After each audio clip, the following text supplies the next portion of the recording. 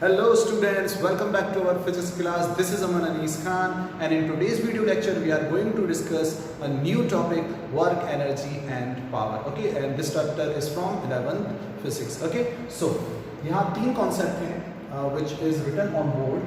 First is work, second is energy and third is power. हमें तीनों के बारे में डिस्कस करना है. स्टेप बाय स्टेप हम आगे बढ़ते जाएंगे. So let's get started. So the first point which we are going to discuss now is work. एक बहुत important physical quantity. Okay, so last chapter में हम फोर्स और काफी सारी फिजिकल क्वांटिटीज के बारे में डिस्कस कर चुके हैं. उसी का एक अगला स्टेप जो फिजिकल क्वांटिटी है वर्क से रिलेटेड होता है. वर्क को हम डिनोट करते हैं W से. Okay, this is a scalar physical quantity. इसकी कोई डायरेक्शन नहीं होती. वर्क को डिफाइन किस तरीके से किया जाता है? अगर मैं सिंपल लैंग्वेज में वर्क को डिफाइन करूं तो डेफिनेशन होगी force multiply by displacement. If we are applying some decent amount of force on an object और उसके बाद वो ऑब्जेक्ट जो है वो मूव कर रहा है. ऑब्जेक्ट अगर उस कंडीशन में मूव करेगा तो उस केस में उस फोर्स और उस डिस्प्लेसमेंट दोनों की मल्टीप्लिकेशन को हम वर्क से डिफाइन करते हैं. पर हम इसे और क्लियरली अगर डिफाइन करें तो जो डेफिनेशन अभी मैंने दी वो बेसिक कॉन्सेप्ट के लिए ठीक है, लेकिन अगर हम परफेक्टली डिफाइन करना चाहेंगे तो वर्क को डिफाइन करते हैं हम डॉट प्रोडक्ट से. और फॉर्मूला होता है W is equal to vector F dot vector S. Okay, Hindi में अगर हम बात करें तो उसको हम कार्य बोलते हैं. ओके, ये कंडीशन होती है वर्क यानी कि कार्य और इसको हम रिप्रेजेंट करते हैं W से. Okay, so W is equal to vector F dot vector S. यहाँ वेक्टर F है फोर्स यानी कि बल, वेक्टर S जो है यहाँ पर है डिस्प्लेसमेंट यानी कि विस्थापन, और जो W है ये रिप्रेजेंट कर रहा है वर्क को. तो हम बोल सकते हैं कि work is defined by dot product of force and displacement vectors. कार्य को हम बल और विस्थापन के अदिश गुणनफल से रिप्रेजेंट करते हैं. ये कंडीशन यहाँ होती है. जब इसमें डॉट प्रोडक्ट को ओपन करूंगा, मैं ऑलरेडी एक्सप्लेन कर चुका हूँ वेक्टर टॉपिक में. जब इसको ओपन करेंगे तो हम सबको पता है, सब जानते हैं क्या होगा ओपन में Fs cos थीटा. इसको ओपन करेंगे तो ये आएगा Fs cos थीटा. यहाँ थीटा जो है ये किसके बीच का एंगल है बताओ? वेक्टर F और वेक्टर S, फोर्स और डिस्प्लेसमेंट, बल और विस्थापन, इनके बीच का एंगल जो है वो हमने रिप्रेजेंट किया है थीटा से. तो ये डेफिनेशन हुई वर्क की. तो पहली डेफिनेशन हमें क्या मिली, ये इंपॉर्टेंट है. इंपॉर्टेंट डेफिनेशन है work is defined by dot product of force and displacement. कार्य को हम बल और विस्थापन के अदिश गुणनफल से क्या करते हैं? रिप्रेजेंट करते हैं या एक्सप्लेन करते हैं. अब एक और तरीके से मैं इसे एक्सप्लेन करता हूँ इस डेफिनेशन को डिफाइन करने का, क्योंकि कंपटीशन में क्वेश्चन अगर बनेगा लैंग्वेज के अकॉर्डिंग तो थोड़ा चेंज कर सकता है. देखो क्या कंडीशन होगी यहाँ. मैं इस फॉर्मूले को मैं इस तरह से लिख सकता हूँ F cos theta into S. ठीक है, राइट, बिल्कुल लिख सकते हैं. मैंने F के साथ cos थीटा लिखा इंटू एस. यहाँ होगा, देखो एक कंडीशन सोचो. सपोज इस तरह से हमारे पास एक गाड़ी है, कोई खिलौना गाड़ी है, टॉय कार है. ओके, और यहाँ हमने इसको रस्सी से कनेक्ट किया और इस डायरेक्शन में हम एक फोर्स अप्लाई कर रहे हैं. F इस डायरेक्शन में लग रहा है. सपोज हमने इस डायरेक्शन में फोर्स अप्लाई किया है F. ओके, और इसका जो डिस्प्लेसमेंट होगा हम जानते हैं वो इस डायरेक्शन में होगा. और हमने देखा कि कितना डिस्प्लेसमेंट हुआ S. बस बन गई. ये बिल्कुल वही कंडीशन है जब बचपन में एक खिलौना गाड़ी को हम रस्सी से बांधकर पूरे घर में घुमाते फिरते थे. तो उस कंडीशन में हम जो फोर्स अप्लाई करते हैं वो फोर्स एक डायरेक्शन में होता है रस्सी के थ्रू, और उसका जो डिस्प्लेसमेंट है वो किसी और डायरेक्शन में होता है. नॉर्मल केस में जिस डायरेक्शन में हम फोर्स अप्लाई करते हैं डिस्प्लेसमेंट वही होता है, पर ये जरूरी नहीं है.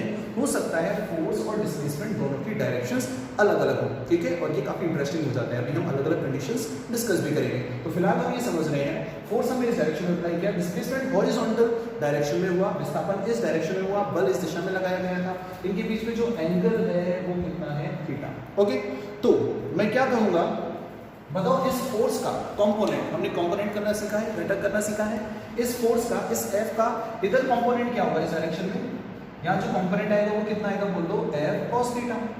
परपेंडिकुलर कंपोनेंट कितना होगा? F sin theta. उससे फिलहाल हमें मतलब नहीं है. तो मैं ये बोल सकता हूँ, देखो क्या डेफिनेशन हुई, F cos theta into S. ये क्या है बताओ? This is component of force in the direction of displacement. This is component of force in the direction of displacement. ये है विस्थापन की दिशा में बल का घटक। और एस क्या है? विस्थापन। तो क्या डेफिनेशन बनी? सुनो, मैं एक्सप्लेन करता हूं फिर से। एक मैं बता चुका हूं डॉट प्रोडक्ट के फॉर्म में। ये दूसरी डेफिनेशन है कि work is defined by product of component of force in the direction of displacement and displacement. Clear? बल को विस्थापन की दिशा में बल का घटक और विस्थापन के गुणनफल से हम प्रदर्शित करते हैं, इसको डिनोट करते हैं। This is the second definition of work. अगर इस तरह से भी एक्सप्लेनेशन में आ जाए कहीं तो हम एक्सप्लेन कर पाएंगे। बाकी जो मेन फॉर्मूला है वो यही रहेगा। तो आज के बाद अगर कोई तुमसे पूछता है डिफाइन वर्क, तो वर्क को किस तरह से डिफाइन करेंगे? हम कहेंगे work is defined by dot product of force vector F and vector S. Vector F dot vector S is equal to W। Okay, अब अगर हम यूनिट के बारे में डिस्कस करें, what is unit of work? So force के लिए newton और डिस्प्लेसमेंट के लिए metre. Newton into metre. Newton को अगर हम फर्दर एक्सप्लेन करें तो F is equal to m है। क्या होता है newton? Kilogram into metre per second square. ये न्यूटन है। F is equal to m and kilogram और acceleration metre per second square into metre. Okay, so here we have the final unit kilogram into metre square upon second square. This is the unit of work. और इसी unit को short form में हम कहते हैं joule. Okay, और इसको represent किससे करते हैं? कैपिटल J से। सो वर्क की जो यूनिट होती है वो यूनिट क्या होती है बताओ? जूल होती है। ऐसा यूनिट जूल है। और जूल को अगर हम फर्दर एक्सप्लेन करें, पूछे कि बताओ जूल के अंदर क्या वैल्यू है, तो ये होती है kilogram metre square upon second square. Joule जो है स्केलर यानी अदिश का रिप्रेजेंटेशन है। तो हमें पता चल गया वर्क जो है वो स्केलर फिजिकल क्वांटिटी है, यानी कि अदिश राशि होगी। ओके, तो इस तरीके से यहाँ हमने ये एक्सप्लेन किया। तो जो पहला पॉइंट था आगे हमने इसको एक्सप्लेन किया है। अब हम कुछ अलग अलग कंडीशंस के थ्रू देखते हैं कि ये थीटा कौन कौन से इंटरेस्टिंग फैक्टर्स हमें देता है। तो देखो हम यहाँ कुछ इंपॉर्टेंट कंडीशंस डिस्कस करने वाले हैं। तो जो फर्स्ट कंडीशन है यहाँ फर्स्ट केस में, सपोज मैं ले रहा हूँ if theta is equal to 0 degree. Okay, so ये रिप्रेजेंट करेगा किसको? पॉजिटिव वर्क डन को। अगर थीटा 0 हो तो if theta is 0 then work done is equal to कितना होगा बताओ डायरेक्ट? Fs cos 0 कितना होता है? 1। तो W इज इक्वल टू कितना हो गया? Force into displacement. ये हमारे पास पहला रिजल्ट आया है। ये जो वर्क डन होगा ये पॉजिटिव वर्क डन होगा। ये किसको रिप्रेजेंट कर रहा है बताओ? ये पॉजिटिव वर्क को रिप्रेजेंट कर रहा है। ये धनात्मक कार्य को रिप्रेजेंट कर रहा है। You are getting it? So इसका मतलब थीटा 0 होने का मतलब क्या है? थीटा 0 होने का मतलब है कि जो फोर्स है वो पैरेलल है डिस्प्लेसमेंट के, यानी जिस डायरेक्शन में फोर्स लग रहा है डिस्प्लेसमेंट भी उसी डायरेक्शन में होगा। अगर ऐसा होगा तो थीटा 0 है। और जनरली ऐसा होता ही है। जनरल केस में ये होता है कि हम जिस डायरेक्शन में किसी बॉक्स को खिसकाना चाहते हैं वो उसी डायरेक्शन में जाता है, यानी सिंपल केसेस में थीटा 0 होता है। तो ये वही कंडीशन है। तो क्वेश्चन ये आया कि क्या वर्क डन पॉजिटिव हो सकता है? बिल्कुल पॉसिबल है, वर्क डन पॉजिटिव हो सकता है। किस केस में पॉजिटिव होगा? उस केस में जब फोर्स और डिस्प्लेसमेंट दोनों पैरेलल होंगे, यानी दोनों के बीच में एंगल कितना होगा? 0 होगा। ओके, तो बढ़ते हैं आगे। तो ये पहली कंडीशन हो गई। सेकेंड केस में अगर हम डिस्कस करें if theta is equal to 90 degree. अब हमें थोड़ा सोचना है। अगर थीटा 90 है, vector F is perpendicular to vector S. ये अब कॉमन फिनोमेना नहीं है, लेकिन फिर भी हम इसके एग्जांपल से समझेंगे। इस केस में क्या होगा बोलो? इस केस में होगा Fs cos 90। सारी दुनिया जानती है cos 90 की वैल्यू कितनी होती है? 0। तो अगर ये 0 है तो बताओ वर्क डन भी कितना हो गया? वर्क डन भी 0 हो गया। ये हमारे पास एक और इंटरेस्टिंग रिजल्ट सामने आया है सेकंड केस में। ये किसे बता रहा है? ये बता रहा है 0 वर्क को, ये बता रहा है 0 कार्य। तो ये 0 वर्क डन हो गया। क्या वर्क डन 0 हो सकता है? बिल्कुल हो सकता है। फोर्स भी है, डिस्प्लेसमेंट भी है, लेकिन वर्क डन 0 है। इसका एग्जांपल क्या होगा? एग्जांपल बहुत इंपॉर्टेंट है यहाँ समझना। इसका एग्जांपल होता है work done bye centripetal force in circular motion is always 0। वृत्तीय गति में अभिकेंद्रीय बल द्वारा किया गया कार्य हमेशा 0 होता है। ऐसा क्यों हुआ? क्योंकि जो सेंट्रीपिटल फोर्स है, जो अभिकेंद्रीय बल है, वो हमेशा कहाँ लगता है? टूवर्ड सेंटर, सेंटर की तरफ। और वृत्तीय गति में सर्कुलर मोशन में डिस्प्लेसमेंट हमेशा कहाँ होता है? टेंजेंशियल, स्पर्श रेखा। तो इसका मतलब हम जानते हैं जो रेडियस होती है, त्रिज्या होती है, और स्पर्श रेखा जो होती है, टेंजेंट जो होती है, दोनों के बीच में एंगल कितना होता है? 90 डिग्री। तो याद रखना कि सर्कुलर मोशन में सेंट्रीपिटल फोर्स अभिकेंद्रीय बल द्वारा किया गया कार्य उसका जो वर्क डन होता है वो हमेशा कितना होता है, 0 होता है। तो ये परफेक्ट एग्जांपल है 0 वर्क डन का, ठीक है। नेक्स्ट अगर हम कंडीशन यहाँ देखें, एक बार एग्जांपल अगर इससे रिलेटेड देखें तो देखो बहुत सिंपल है। If we are holding a box, अगर हमारे हाथ में एक बॉक्स है and we are moving horizontally, ठीक है, कोई पर्सन है जो अपने बॉक्स को एक बॉक्स को अपने हाथ में होल्ड करके किसी प्लेटफॉर्म के ऊपर, हॉरिजॉन्टल प्लेटफॉर्म के ऊपर मूव कर रहा है, तो इस मूवमेंट में वर्क डन बाय ग्रेविटी कितना होगा, 0। चूंकि हॉरिजॉन्टली बॉक्स मूव कर रहा है, gravitational force is always in downward direction and displacement is in this direction. So in this scenario for this condition work done by gravitational force is always 0। So when we move horizontally then work done by gravitational force is always 0। ये दोनों example बिल्कुल match करते हैं हमारे इस second case से, जहां हमने ये देखा कि वर्क डन 0 हो सकता है। So now moving to the third condition, अगर हम थर्ड केस में यहाँ डिस्कस करें, so if we are taking theta as 180 degree, okay, so theta 180 degree, इसका मतलब फोर्स और डिस्प्लेसमेंट अलग अलग डायरेक्शन में है। ये और भी इंपॉर्टेंट कंडीशन हो गई। अभी हमारे दिमाग में आ रही है इसका क्या एग्जांपल हो सकता है, क्या इसका कोई एग्जांपल हो सकता है, बिल्कुल इसका एग्जांपल है, अभी थोड़ी देर में मैं एक्सप्लेन करूंगा। तो देखो, लेकिन ऐसा हो तो क्या होगा, बताओ वर्क डन कितना हो जाएगा, यहाँ कार्य कितना होगा, Fs cos 180। What is the value of cos 180? It is -1. So work done is equals to -Fs। बहुत इंपॉर्टेंट रिजल्ट हमारे सामने है। इस तीसरे केस में यहाँ हमें जो वर्क डन मिला है इसे मैं कहूँगा दिस इज नेगेटिव वर्क। ये कैसा कार्य बताओ, ये नेगेटिव है, okay. So W is equals to -Fs, theta कितना है 180, cos 180 कितना होता है -1। और अभी हमें पता चला, ठीक, चलो ठीक है, पॉजिटिव इजी चीज है। अगर आप देखिए 0 भी हो सकता है, लेकिन क्या नेगेटिव हो सकता है वर्क डन, बिल्कुल इट इज 100% पॉसिबल। कैसे, इसका एग्जांपल है when we lift an object to some height, then in that case work done by gravitational force is negative. सोचो, जब मैं इस मार्कर को किसी हाइट पे उठा रहा हूं, ओके, तो जब हम मार्कर को किसी हाइट पे उठाएंगे तो इस केस में ग्रेविटेशनल फोर्स कौन से डायरेक्शन में था, डाउनवर्ड, और इसका डिस्प्लेसमेंट कौन से डायरेक्शन में, अपवर्ड। यहाँ दो फोर्सेज हैं, एक तो वो फोर्स जो मैं अप्लाई कर रहा हूँ और सेकंड फोर्स है gravitational force. But we are talking about the work done by gravitational force. If this marker is moving in upward direction then work done by gravitational force will be negative. ये work done negative होगा, क्यों, because the force is in downward direction and displacement is in upward direction. So angle, we are clearly observing here that angle is 180 degree and we know cos 180 is equals to -1. So in this scenario work done is negative. So now we know that work done could be positive, it could be 0, it could be negative। 0 भी हो सकता है, positive भी हो सकता है, और importantly negative भी हो सकता है, ओके। इसका एक और एग्जांपल लेते हैं, थोड़ा इंटरेस्टिंग एग्जांपल। सपोज घर में कोई नया मिठाई का बॉक्स आता है और दो भाई उसके लिए झगड़ रहे हैं, एक उसको इधर खींच रहा है और दूसरा उसको दूसरी तरफ खींच रहा है, ठीक है। तो जो बड़ा होगा ऑब्वियस है वो ज्यादा पावर अप्लाई करेगा और जो छोटा होगा वो उतनी पावर अप्लाई नहीं कर पाएगा। तो लेकिन जब जो बॉक्स है वो बड़े भाई के डायरेक्शन में मूव कर रहा है, ठीक है, लेकिन जो छोटा भाई है वो इस डायरेक्शन में फोर्स लगा रहा है, तो इस कंडीशन में क्या होगा, भले ही वो फोर्स इस डायरेक्शन में लगा रहा है छोटा भाई, लेकिन जाना उसको किधर पड़ता है बताओ, जिधर बड़ा भाई उसे खींच रहा है। ऐसा होता है ना हमारे साथ अक्सर, तो हम खींच इधर रहे हैं लेकिन हमें जाना उधर पड़ता है जिधर ज्यादा अमाउंट ऑफ फोर्स लग रहा है। तो इस केस में वर्क डन बाय बड़ा भाई कैसा है बताओ, उसका वर्क डन कैसा है, पॉजिटिव, लेकिन छोटे भाई का वर्क डन कैसा है बताओ, उसका वर्क डन यहाँ कैसा होगा, नेगेटिव। ये नेगेटिव क्यों होगा, नेगेटिव इसलिए होगा ये क्योंकि वो जो छोटा भाई था वो फोर्स एक डायरेक्शन में फॉलो कर रहा था, लेकिन उसका डिस्प्लेसमेंट दूसरी डायरेक्शन में था। तो अगर फोर्स और डिस्प्लेसमेंट की डायरेक्शन अलग अलग हैं, जैसा कि पॉसिबल है, तो उस केस में वर्क डन हमेशा नेगेटिव होता है, ओके। सो हमने अभी वर्क से रिलेटेड काफी इंटरेस्टिंग कॉन्सेप्ट्स को डिस्कस किया, तीन अलग अलग कंडीशंस डिस्कस की, हमें पता चला वर्क पॉजिटिव, नेगेटिव, 0 कुछ भी हो सकता है, और इंपॉर्टेंटली हमें वर्क का एक फॉर्मूला मिला, लेकिन ये अकेला फॉर्मूला नहीं है। ये जो वर्क डन है ये इसका एक स्पेशल केस है, और ये वो स्पेशल केस है जब हम कहेंगे this is work done by constant force. तो ये कांस्टेंट फोर्स का वर्क डन है, यहाँ पर F हमेशा कांस्टेंट रहता है। तो क्वेश्चन ये उठता है कि क्या फोर्स हमेशा कांस्टेंट रहता है?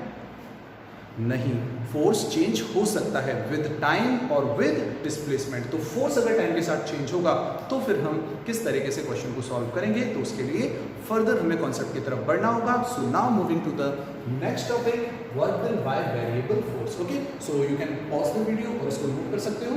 अब हम वेरिएबल फोर्स यानी परिवर्ती बल का कार्य देखेंगे, okay. So moving to the next topic.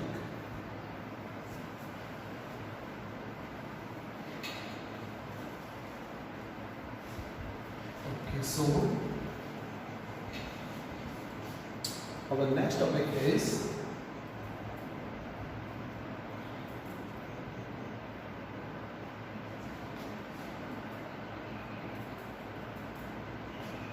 work done by variable force.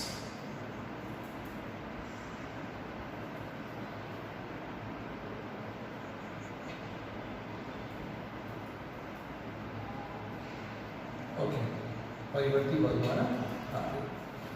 So if work is force is variable and force is changing with time or with displacement, तो हम उस तरह के क्वेश्चंस को कैसे डिस्कस करेंगे? तो यहाँ एक फॉर्मूला है work done W is defined by integration f dx. Okay, और ये जो इंटीग्रेशन होगा वेक्टर f dot dx लिख दिए हम, और ये होगा from x1 to x2. Okay, so W is equal to integration from x1 to x2 vector f dot dx vector.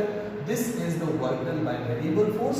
इसका मतलब यहाँ पर हमें ये गिवन हुआ कि फोर्स जो है वो डिस्प्लेसमेंट के ऊपर किस कंडीशन में डिपेंड करता है. अभी हम कुछ एग्जांपल लेंगे और एग्जांपल से इसे क्लियर करेंगे. तो हमें ये देखना है यहाँ कि जो वर्क डन है वो जो फोर्स है दैट डिपेंड्स ऑन डिस्प्लेसमेंट और टाइम. तो हमें यहाँ गिवन होगा कि उसकी जो डिस्प्लेसमेंट है उसके ऊपर क्या डिपेंडेंस होगी. ओके, तो एक सिंपल एग्जांपल से हम यहाँ इसको क्लियर कर लेते हैं. फॉर्मूला काफी सिंपल है. ये फॉर्मूला इंटीग्रेशन के ऊपर बेस्ड है. क्यों? क्योंकि यहाँ फोर्स वेरिएबल है जो कि चेंज हो रहा है कांस्टेंट नहीं. और कांस्टेंट के लिए हम फॉर्मूला पढ़ चुके हैं vector f dot vector s. Okay, so एक एग्जांपल लेते हैं यहाँ पे हम.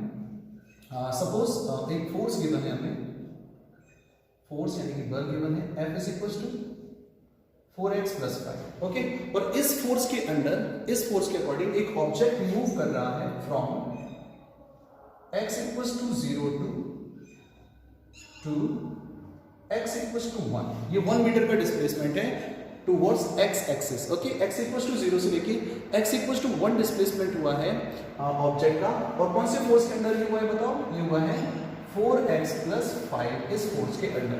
और हमसे पूछा गया है what will be the work done, कि यहाँ वर्क डन कितना होगा. ओके, सो देखो यहाँ ये क्वेश्चन बताओ फोर्स जो है ये कांस्टेंट है या वेरिएबल है. क्लियर दिख रहा है कि this is a variable force. तो वेरिएबल की कंडीशन में भी है f = 4x + 5. सिंपल है. कैसे पता चला? बिकॉज फोर्स जो है वो x के ऊपर डिपेंड कर रहा है. मुझे बताओ व्हेन x = 0 फोर्स कितना था? 5 न्यूटन. या x = 1 पुट करके देखो at x = 1 force will be equal to 9 newton. Simple है ना. तो इस तरह से जैसे जैसे x बदलेगा वैसे वैसे फोर्स भी बदल रहा है. तो हमें पता चला this is a variable force. और what is the formula of work done for variable force? We have the formula W is equals to integration f dx. Okay, so हम यहाँ पे फॉर्मूला लिखेंगे W is equals to integration f dx from x1 to x2, x initial to x final. Okay, so ये integration x के relative है और जिसके relative integration होता है उसी के लिमिट्स वैल्यूज होते हैं. सो मैं यहाँ लिख रहा हूँ उसको further step. f is equals to integration बताओ इनिशियल क्या है? x equals to 0. फाइनल कितना है? x equals to 1. और इंटीग्रेशन किसका होगा? 4x + 5 और साथ में आ गया dx. ओके, अब इंटीग्रेशन हमें सीखना है. तो इंटीग्रेशन हम जानते हैं w is equals to, यहाँ पर कितने टर्म है टोटल? 2 टर्म है. देखो सिंपली एक्सप्लेन कर रहा हूँ. दोनों को अलग अलग कर देंगे. फर्स्ट होगा 4x dx प्लस सेकंड होगा 5 dx from 0 to 1. From 0 to 1. तो 2 टर्म थे. तो इंटीग्रेशन को हमने 2 अलग अलग टर्म में यहाँ डिवाइड कर दिया. आगे इसलिए सॉल्व कर सकते हैं. ऐसे एक स्टेप में भी हम ये सॉल्व कर सकते थे. 4 या कांस्टेंट है बाहर आ जाएगा. x का पावर x पावर कितनी है? 1. क्या होगा? x²/2 पावर बढ़ जाती है और वही पावर किस में आ जाती है? अपॉन में आ जाती है. लिमिट यहाँ आ जाएगी 0, यहाँ आ जाएगी 1 प्लस 5 यहाँ बाहर. dx इंटीग्रेशन कितना होता है? x from 0 to 1. ओके, तो ये जाएगा 4. जब वैल्यू अपर वैल्यू पुट करेंगे तो 1/2 1² 1 होगा 1/2 -0 plus 5. This will become 1 - 0. Okay, so work done कितना हो गया बताओ? W is equals to 4 into half यानी 2 प्लस 5. इसका मतलब 7 जूल. सो इस कॉन्सेप्ट में इस ऑब्जेक्ट को फोर्स 4x + 5 के अंडर अगर हम x = 0 to x = 1 मीटर तक डिस्प्लेस करते हैं सो इस कंडीशन में work done will be 7 joule. Okay, so ये सिंपल एक एप्लीकेशन था इंटीग्रेशन पे बेस्ड. ओके, सो ये कंडीशन थी यहाँ सिंपल एप्लीकेशन इंटीग्रेशन के ऊपर बेस्ड था.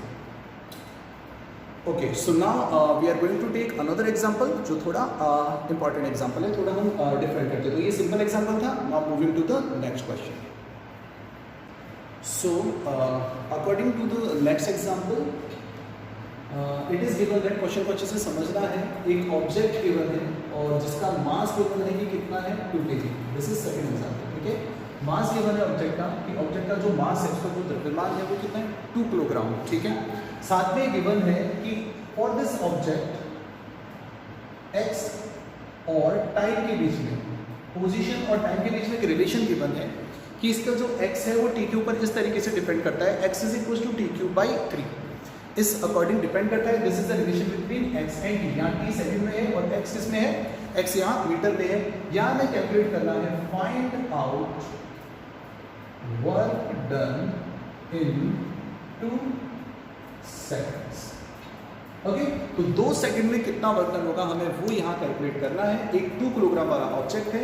इस ऑब्जेक्ट के लिए x और t के बीच में एक रिलेशन गिवन है और अब इस ऑब्जेक्ट के लिए we have to find out the work done. और वर्क डन जो हमें कैलकुलेट करना है वो किस कंडीशन में कैलकुलेट करना है, 2 सेकंड के लिए कैलकुलेट करना है, ठीक है। तो देखो बढ़ते इसमें आगे, इस क्वेश्चन को सॉल्व करेंगे।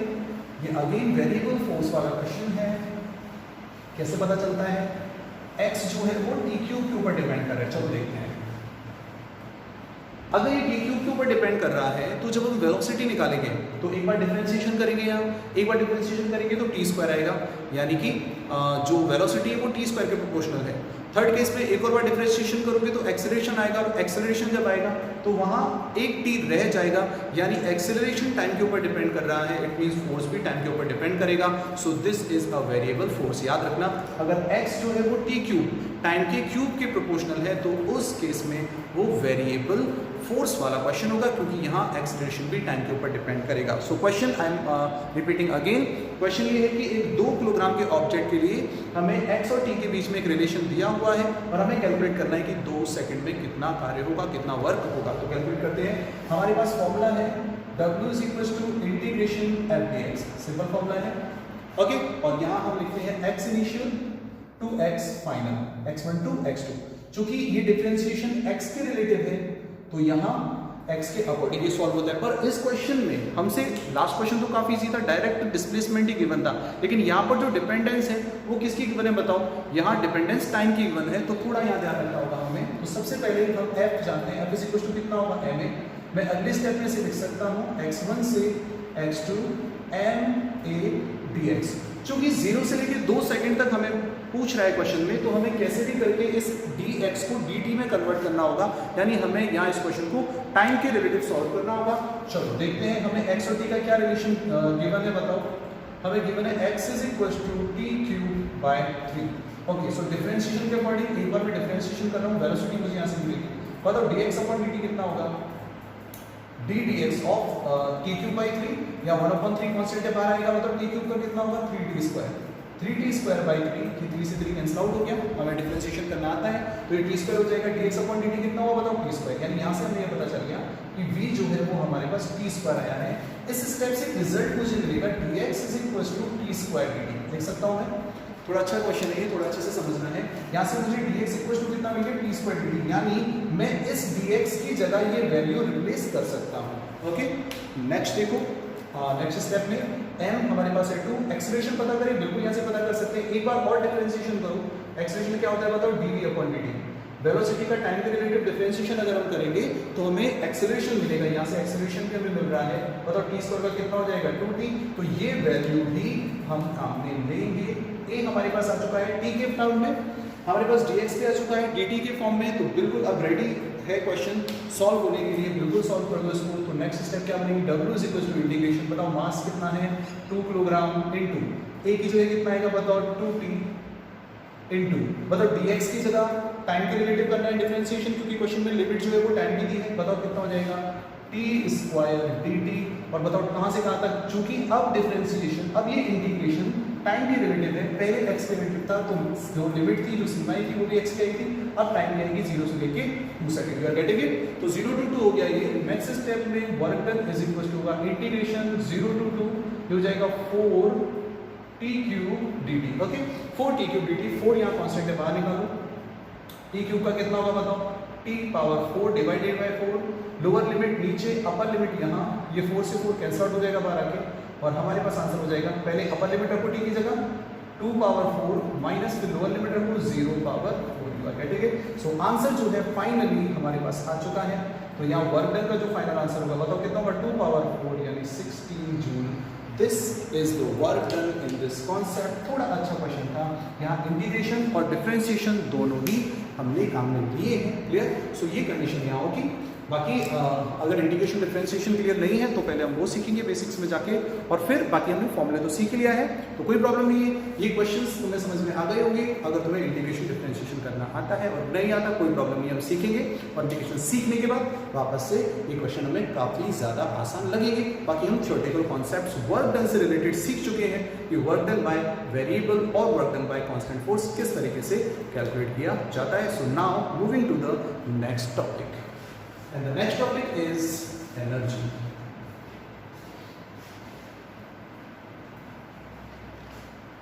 So now we are going to study about energy. अब हम एनर्जी का कॉन्सेप्ट सीखेंगे।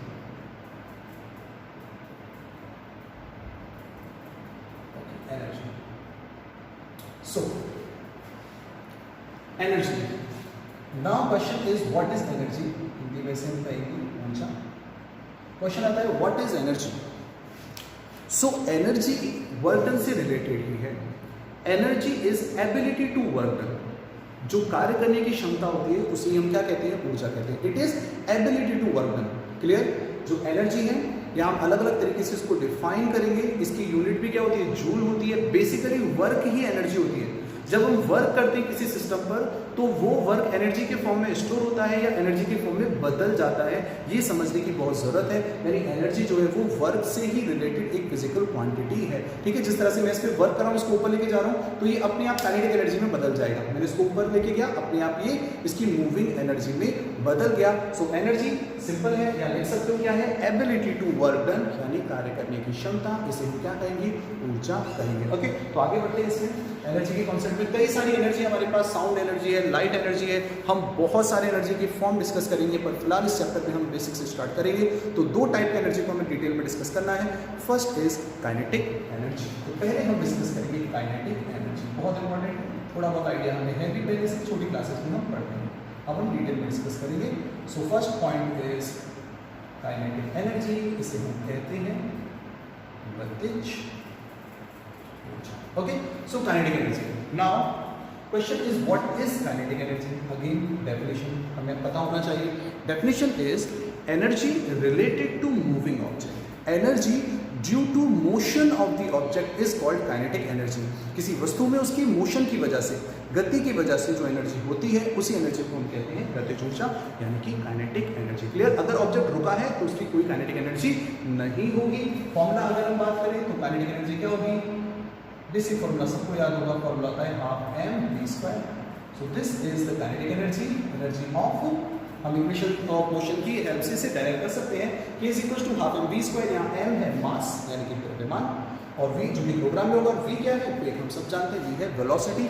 सो k is equal to half m v square. अगर कोई m मास वाला ऑब्जेक्ट v वेलोसिटी से भाग रहा है, मूव कर रहा है, तो उसके लिए k कितना होगा, half m v square. Clear. जैसे सपोज ऑब्जेक्ट का मास 2 किलोग्राम है, हमारे पास एक 2 किलोग्राम की बॉल थी और उस बॉल को हमने थ्रो किया और वो 2 मीटर पर सेकंड से मूव कर रही है, तो बताओ यहाँ 2 और यहाँ 2 स्क्वायर, ये 2 कैंसिल हो जाएगा, एनर्जी कितनी हो जाएगी बताओ, 4 जूल। काफी सिंपल है। तो इस तरह से इजीली हम काइनेटिक एनर्जी कैलकुलेट कर सकते हैं किसी भी ऑब्जेक्ट की से रिलेटेड। तो काइनेटिक एनर्जी क्या हो जाएगी, एनर्जी जो कि ऑब्जेक्ट में उसके मूवमेंट या उसके मोशन की वजह से होती है, उसे हम कहते हैं काइनेटिक एनर्जी। क्लियर। तो अब काइनेटिक एनर्जी से रिलेटेड हम आगे रोटेशनल मोशन में इसका एक और फॉर्म पढ़ेंगे, हाफ आई ओमेगा स्क्वायर, पर फिलहाल हम इसके डिस्कशन को यही कर रखते हैं क्योंकि एक दो चैप्टर के बाद वो कॉन्सेप्ट भी आ जाएगा, रोटेशन का डिस्कस करेंगे। फिलहाल हम ये ट्रांसलेटेड काइनेटिक एनर्जी ही डिस्कस कर रहे हैं, फॉर्मूला सबको याद होगा। अब हम देखेंगे कि काइनेटिक एनर्जी को मोमेंटम से कैसे रिलेट करते हैं। So next point is relation between kinetic energy and momentum, जिसे हम क्या बोलते हैं, गतिज ऊर्जा और संवेग में संबंध। इसको डिनोट किससे करते हैं हम, T से। ओके, संवेग। तो क्या होगा, देखो, we know K is equal to mv square by 2 and T is equal to mv।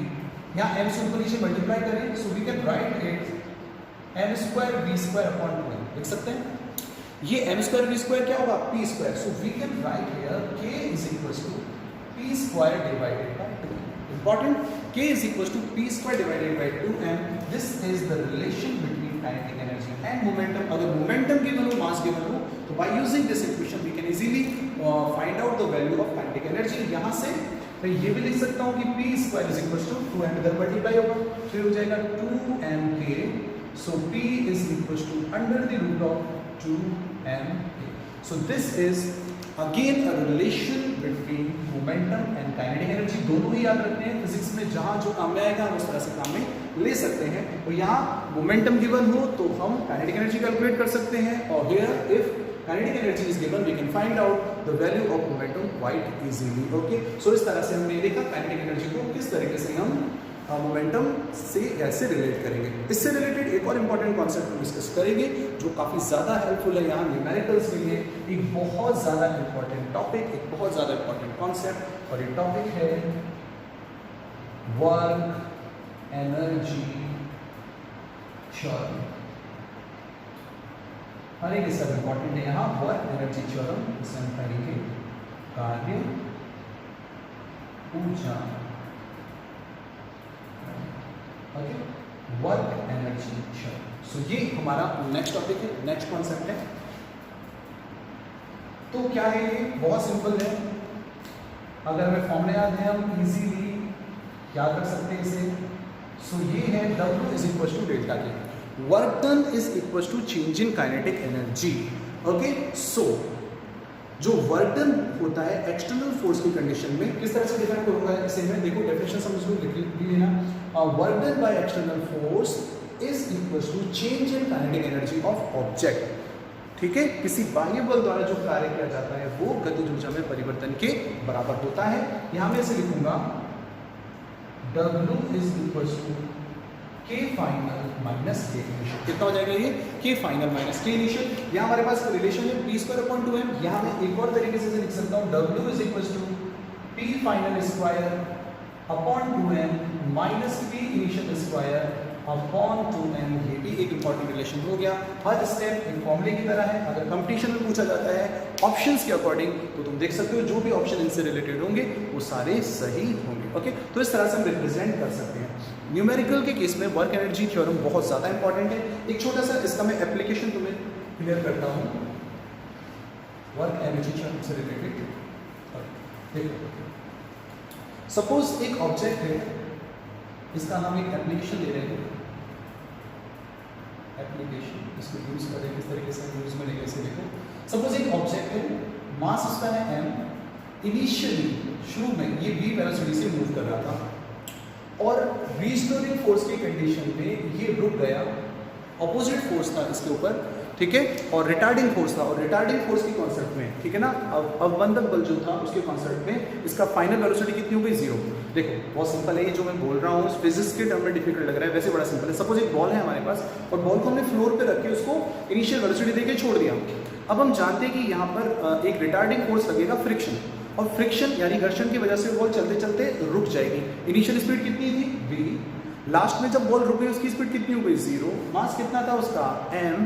अब हमें ये पता करना है कि इस केस में, इस कॉन्सेप्ट में बॉल कितना दूर चलेगी तो उसका डिस्प्लेसमेंट कितना होगा। क्या हम कैलकुलेट कर सकते हैं, बिल्कुल कैलकुलेट करेंगे। देखो किस तरीके से, तो वर्क एनर्जी थ्योरम से बोल सकता हूँ W इज इक्वल टू कितना होगा, delta K, W is equal to delta के।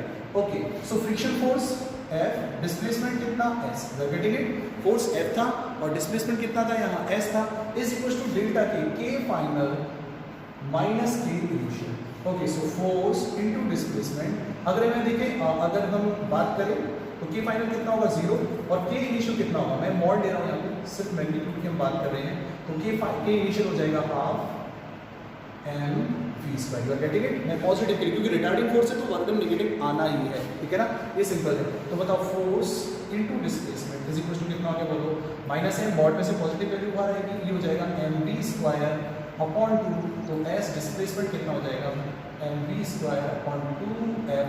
अगर रिटार्डिंग फोर्स गिवन है तो हम इस फॉर्मूले से उस ऑब्जेक्ट का डिस्प्लेसमेंट कैलकुलेट कर सकते हैं। और F अगर हम चाहें तो यहाँ लिख सकते हैं F कितना होगा बोलो, फ्रिक्शन फोर्स में ऑलरेडी डिस्कस कर चुका हूँ। फ्रिक्शन फोर्स कितना होता है, म्यू इंटू आर, यानी म्यू आर। तो हम इस फॉर्मूले को थोड़ा फर्दर सॉल्व कर सकते हैं। मैं लिख सकता हूँ S इज इक्वल टू, ये होगा mv²/2 into mu into R. R is equal to object के लिए mg होगा, फिर हो जाएगा mv²/2 म्यू। आर किसके इक्वल हो गया बोलो, mg। या तुम देख सकते हो m कैंसिल आउट हो गया, तो हमारे पास एक फॉर्मूला यहाँ आ चुका है डिस्प्लेसमेंट के लिए। तो क्या है बताओ, v²/2 इंटू म्यू इंटू जी। तो इस फॉर्मूले को यूज में लेकर हम ऑब्जेक्ट का डिस्प्लेसमेंट कैलकुलेट कर सकते हैं। अलग से याद रखो तो रख सकते हो, बाकी हम जानते हैं this is the application of work energy theorem. ठीक है, तो वर्क एनर्जी थ्योरम की हेल्प से हम काफ़ी सारे क्वेश्चन सॉल्व कर सकते हैं। एक और इम्पॉर्टेंट पॉइंट ये है कि जनरली न्यूमेरिकल में जहाँ वर्क पूछा जाता है तो वहाँ हम वर्क कैलकुलेट करने के लिए फोर्स इनटू डिस्प्लेसमेंट की हेल्प लेते हैं। लेकिन अगर हम इस टाइप के क्वेश्चंस में सोचें, कई बार क्या होता है, काइनेटिक एनर्जी गिवन होती है, ऑब्जेक्ट की इनिशियल और फाइनल वेलोसिटी गिवन होती है, और उस केस में हमसे ये पूछा जाता है कि find out the work done. तो उस केस में वर्क डन कैलकुलेट करने के लिए हम वर्क एनर्जी थ्योरम काम में लेंगे, क्योंकि वहाँ मास और वेलोसिटी गिवन है। तो कंफ्यूज नहीं होना है, ये भी वर्क कैलकुलेट करने के लिए एक और तरीका होगा। Okay, so that's it for today's video lecture. हम अगली वीडियो लेक्चर में इस टॉपिक को कंटिन्यू रखेंगे। तब तक अपनी स्टडी को कंटिन्यू रखना है। Don't forget to like, share and subscribe. Just go and subscribe the channel. See you in next class. Till then, take care.